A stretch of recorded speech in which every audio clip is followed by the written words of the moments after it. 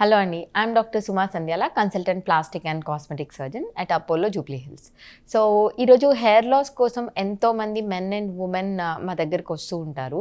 Hair లాస్కి చాలా factors ఉంటాయి. ఈ మధ్య కాలంలో చాలా యంగ్స్టర్స్కి హెయిర్ లాస్ అన్నది చాలా సీరియస్ ప్రాబ్లం. ఇది ఎందువల్ల వస్తుంది? ఈ మధ్య కాలంలో స్ట్రెస్ అయి ఉండొచ్చు, anxiety, work stress or pollution, environmental changes, వీటి వల్లే కాకుండా many vitamin deficiencies, vitamin D or vitamin biotin, B12 ఇలాంటి డెఫిషియన్సీస్లో కూడా హెయిర్ లాస్ చాలా ఎక్కువ ఉండొచ్చు. సో కొన్ని stressful conditions like post pregnancy అవ్వచ్చు, పోస్ట్ సర్జరీ అయి ఉండొచ్చు, ఇట్లాంటివి కూడా ఏమైనా బాడీకి స్ట్రెస్ఫుల్ కండిషన్స్లో కూడా హెయిర్ లాస్ ఉండొచ్చు.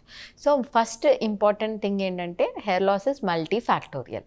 సో హెయిర్ లాస్ని కంట్రోల్ చేయాలి అంటే ఈ ఫ్యాక్టర్స్ అన్నిటినీ కంబైన్డ్గా కంట్రోల్ చేస్తే ఎఫెక్టివ్గా ఉంటుంది ట్రీట్మెంట్.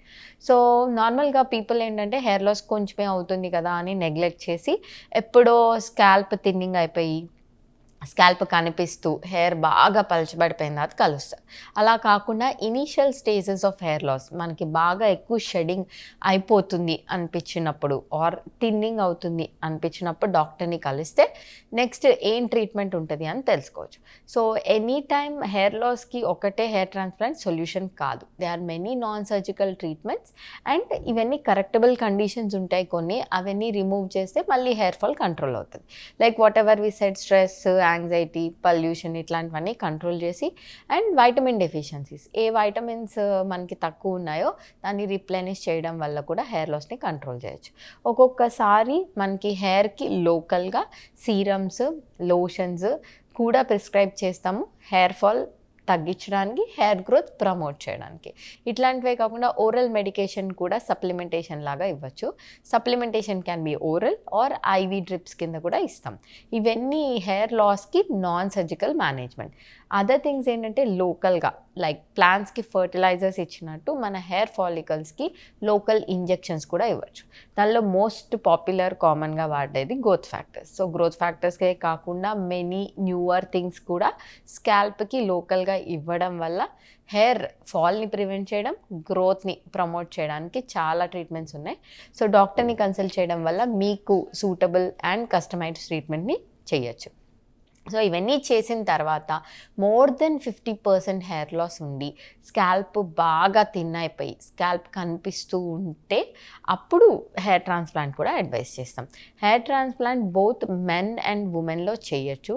నార్మల్గా మనకి టెక్నిక్ ఆఫ్ హెయిర్ ట్రాన్స్ప్లాంట్ ఎప్పుడు మేము వాడేది FUE టెక్నిక్ అంటారు. దానికి డోనార్ అంటే ఎక్కడి నుంచి అయితే మనం హెయిర్ ఫాలికల్స్ తీసుకుంటామో అది ఆక్సిపిట్ నుంచి తీసుకుంటాం. సో ఇలా హార్వెస్ట్ చేసుకున్న గ్రాఫ్స్ని మన ఇంప్లాంట్ చేస్తాము డోనార్ ఏరియా నుంచి రిసిపియంట్ ఏరియాకి. సో ఇది మెన్ అండ్ ఉమెన్ ఇద్దరిలో చేస్తాము. యూజువల్గా ఈజ్ ఆఫ్ ద ప్రొసీజర్ కోసం హెయిర్ మొత్తం షేవ్ చేసి మెన్లో చేస్తాం. సో ఉమెన్కి చాలామందికి డౌట్ ఉంటుంది ఏంటంటే హెయిర్ ట్రాన్స్ప్లాంట్ చేసేటప్పుడు హెయిర్ మొత్తం షేవ్ చేస్తారా అని చెప్పి. యూజువల్గా ఉమెన్లో మొత్తం హెయిర్ షేవ్ చేయాల్సిన అవసరం లేదు. పార్టీషన్స్ చేసుకొని హెయిర్ ఫాలికల్స్ని హార్వెస్ట్ చేసుకొని ఇంప్లాంటేషన్ కూడా ఉన్న హెయిర్లోంచే పెట్టచ్చు. సో ఇట్లాంటి ప్రొసీజర్స్ చాలా మెన్ అండ్ ఉమెన్లో హెయిర్ ట్రాన్స్ప్లాంట్ చేయొచ్చు. అండ్ యూజువల్గా ఫాలికల్ ఎన్ని నెంబర్ పెడతాము అనేది depends upon the severity or grading of the baldness.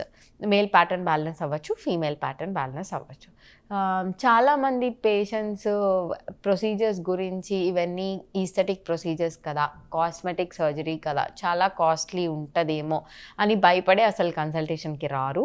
నార్మల్గా హెయిర్ ఫాల్కి కానీ ఆర్ బాల్డింగ్ ఉన్నప్పుడు, స్కాల్ప్ థిన్నింగ్ ఉన్నప్పుడు ఎప్పుడు డాక్టర్ని కన్సల్ట్ చేస్తే చాలా అఫోర్డబుల్ ప్రైసెస్లో ఈ ట్రీట్మెంట్స్ అంతా టైలర్ చేయొచ్చు. ఎవరో తక్కువ చేస్తున్నారని డిగ్రీ లేని వాళ్ళకి, non board certified plastic surgeons కానీ వాళ్ళ దగ్గర హెయిర్ ట్రాన్స్ప్లాంట్ చేయించుకోవడం కరెక్ట్ కాదు.